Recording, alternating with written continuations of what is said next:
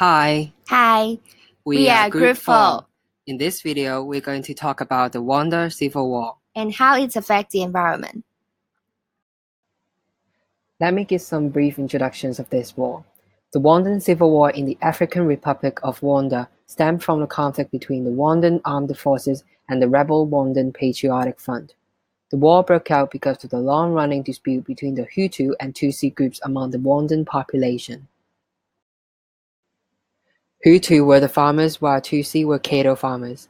After World War I, the Belgians replaced the Germans to be the colonizers, and they distinguished between the two tribes further.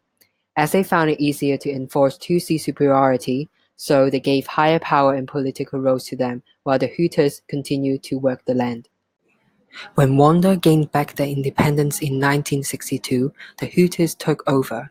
On 6 April 1994, the assassination of President Habyarimana became the perfect excuse for the Hutus to begin the massacre.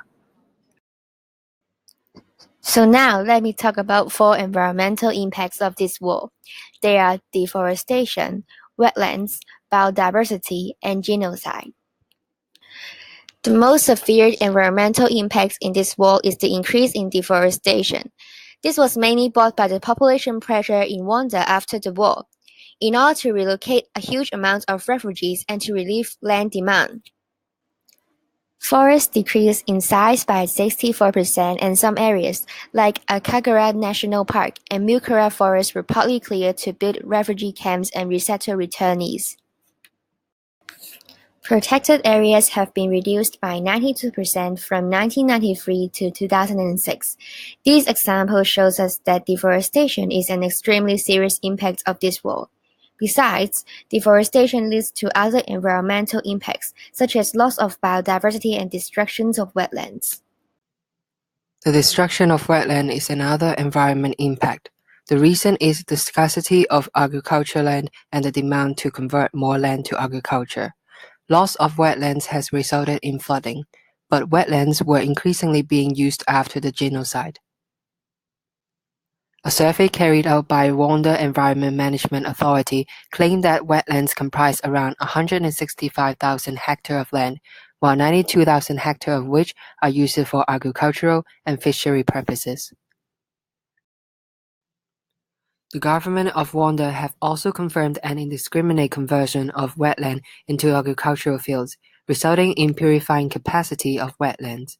In addition, the Rwandan government began a reforestation campaign in order to solve the land scarcity issue. Yet, it planted a lot of eucalyptus trees, which consume large amounts of water and nutrients, resulted in loss of many watersheds and wetlands. The third environmental impact of this war is the loss of biodiversity. The Rwanda wars were deemed as the main culprits of the decline of wildlife population. Conflicts between 1946 to 2010 mainly occurred in 71% of the protected areas. The situation of overhunting becomes rampant after the wars. Thus, many wildlife and habitats disappeared after the wars as a result. As the living location of the gorillas amid the war zones, it is undoubtedly that Rwandan genocide nearly put mountain gorilla on the brink of extinction.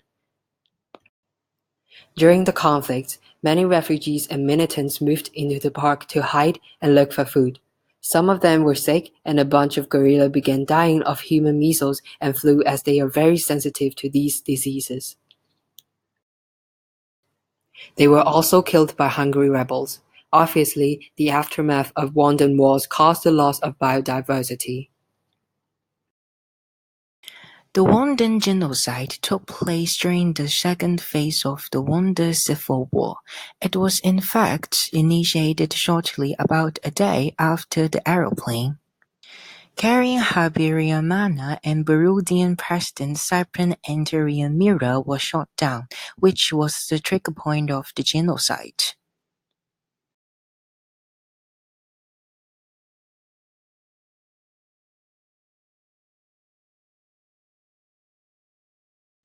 It was estimated that around 500,000 to 1 million Rwandans were slaughtered in the 100-day period, about 70% of the Tutsi population.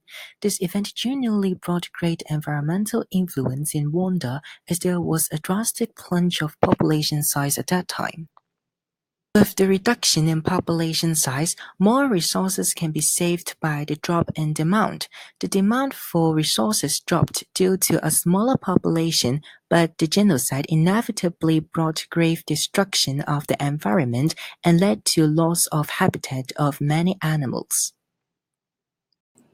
So this is the end of our video. Hope you enjoy watching it and feel free to thumbs up. Bye.